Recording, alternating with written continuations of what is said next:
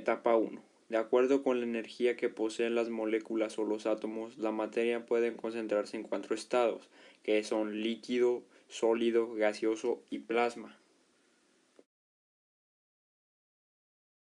Sólido. Microscópicamente sus moléculas están dispuestas de manera ordenada.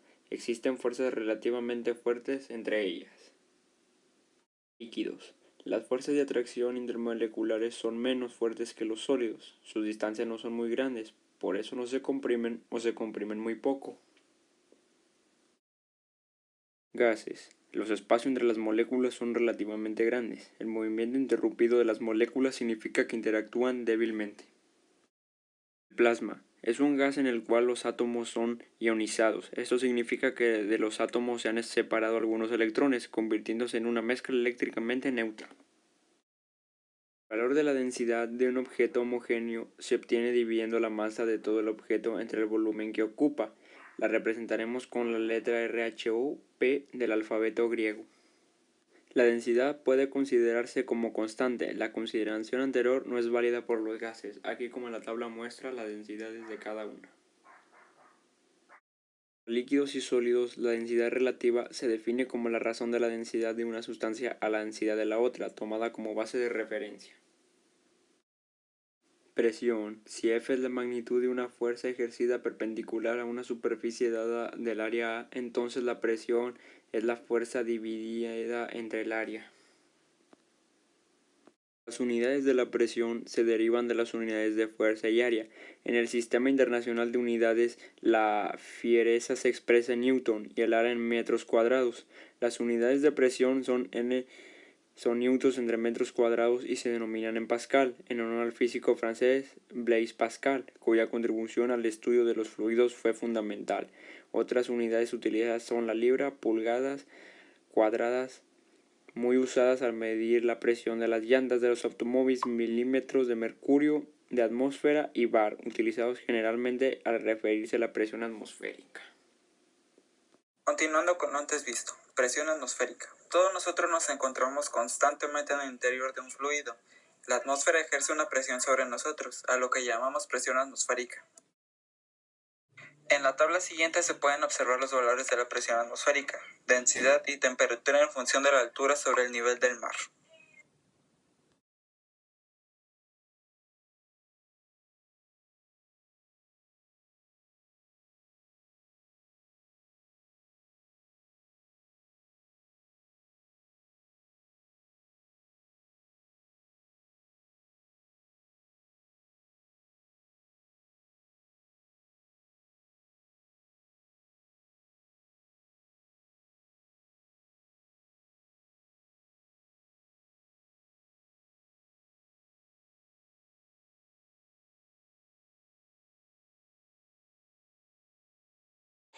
La escala de Fahrenheit es del año 1714, hecha por el científico Gabriel Daniel Fahrenheit, donde el punto inferior de 0 Fahrenheit es el punto de congelamiento del agua con sal y el punto de ebullición es 96 Fahrenheit.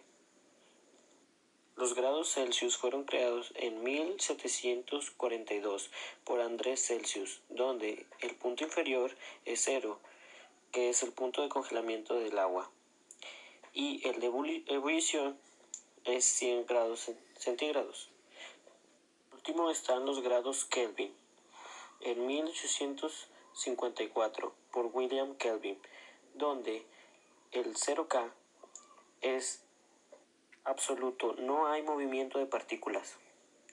Hay diversas fórmulas con las que podemos pasar de una escala a otra, como de Celsius a Fahrenheit, de Fahrenheit a Celsius o de Celsius a Kelvin, pero no se puede de Kelvin a Fahrenheit. Calor. Se le llama calor y se representa por la letra Q a la energía que se transfiere entre un sistema y su entorno, en virtud de una diferencia de temperatura entre ellos. El calor se manifiesta cuando existe una diferencia de temperatura entre dos cuerpos, dos sustancias o dos sistemas. La temperatura de equilibrio térmico, como ya se sabe, debe ser una temperatura intermedia entre los valores de las temperaturas iniciales de cada sistema y el flujo de calor que se establece en la dirección del sistema de mayor temperatura al sistema de menor temperatura inicial. La unidad de energía en el sistema internacional es el joule, y dado que es una forma de energía, entonces tomaremos esta como la unidad de calor por excelencia. La primera ley de termodinámica nos dice que el calor añadido a un sistema es igual al cambio de energía interna más el trabajo realizado por el sistema.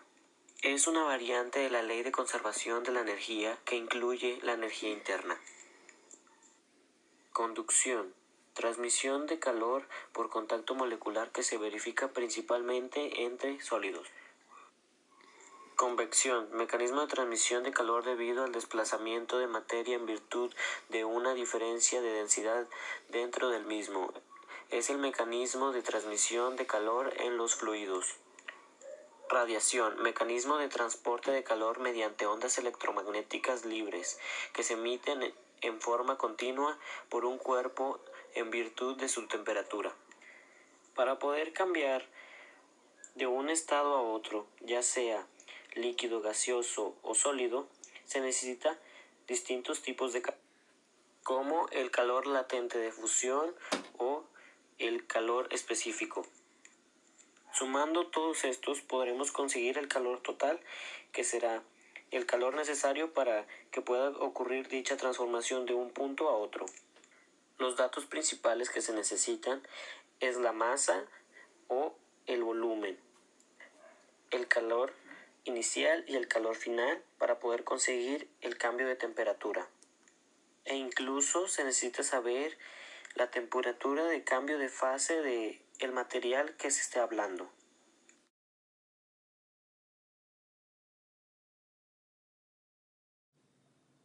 Etapa 3. Carga eléctrica.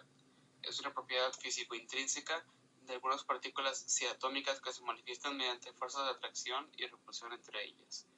Aislantes. Un material es aislante si al colocar en él una carga eléctrica, ésta permanece en el lugar donde se colocó. Conductores. Los materiales conductores son aquellos en los cuales si se añaden electrones, estos se distribuyen en el material. Semiconductores. A este tipo de materiales se les pueden añadir electrones para modificar su conductividad. Ley de Coulomb. La ley de Coulomb queda enunciada en los siguientes términos. La magnitud de la fuerza eléctrica entre dos cargas puntuales es directamente proporcional al producto de las cargas e inversamente proporcional al cuadrado de la distancia que las separa. Las cargas eléctricas pueden ser de atracción o repulsión. Cuando las cargas son de signos iguales, la fuerza es de repulsión mutua, y si las cargas son de signos opuestos, la fuerza es de atracción. La dirección de la fuerza sigue la recta que une las cargas, y su sentido depende de si la fuerza es de atracción o repulsión. La magnitud de la fuerza sobre una carga es igual a la magnitud de la fuerza sobre otra carga, pero de sentido contrario, como lo establece la tercera ley de Newton. Energía potencial. Un objeto cargado puede tener energía potencial en virtud de su posición en un campo eléctrico, así como se requiere trabajo para levantar un objeto contra el campo gravitacional de la Tierra. También se requiere realizar un trabajo para empujar una partícula cargada contra el campo eléctrico de un cuerpo cargado. Este trabajo incrementa la energía potencial eléctrica de esa partícula. La unidad de diferencia de potencial es la unidad de trabajo dividida entre la unidad de carga Joule entre Coulomb. A esta unidad la llamamos volt. Ley de Ohm. George S. Ohm, al estudiar y trabajar en circuitos, observó si se aumenta la diferencia de potencial o voltaje a un circuito, aumenta la intensidad de la corriente eléctrica. Al aumentar la resistencia del conductor, disminuye la intensidad de la corriente eléctrica.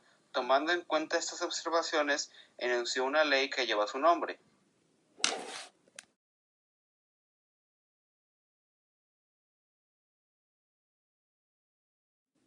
En esta cuarta etapa vamos a hablar de oscilaciones y ondas, sonido y óptica. Una onda mecánica viaja a través de un medio elástico y las vibraciones de las partículas del medio se mueve en dirección paralela a la dirección de propagación de la onda. Esta onda es el tipo de ondas transversales. A continuación vamos a leer otro ejemplo que es el tiempo necesario para completar un ciclo u oscilación. A eso se le llama periodo. número de ondas afectuadas por unidad de tiempo, a ello se le puede llamar frecuencia. Otro ejemplo que vamos a ver en esta etapa es la de distancia recorrida por la onda al completar un periodo, longitud de onda. Otro que podemos ver es, así se le conoce a la medida de intensidad del sonido con referencia al cero estándar de intensidad. Se mide en decibeles, a eso se le llama el decibel. Es el cambio en el ángulo de dirección de la luz al pasar de un medio de propagación a otro, reflexión especular. Estos fueron algunos ejemplos de oscilación y ondas, sonido y óptica. Y ya por último, podemos ver algunos problemas que son de oscilaciones y ondas, sonido y óptica.